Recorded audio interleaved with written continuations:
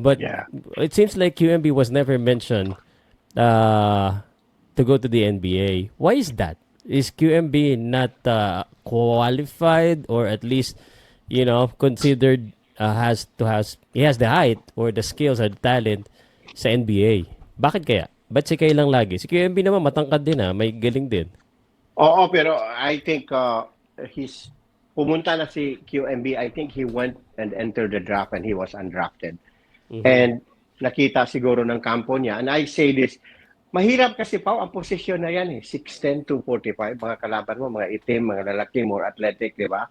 And Mm. who can actually score. Look at the landscape. Kevin Durant is 6'9" and he scores like a guard.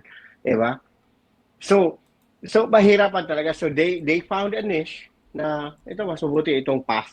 So yun ang nakita. It doesn't mean to say na hindi siya qualified, pero mas realistic lang sila na dito lang tayo sa Japan. We make good money anyway. It's not NBA money. Look at all those players.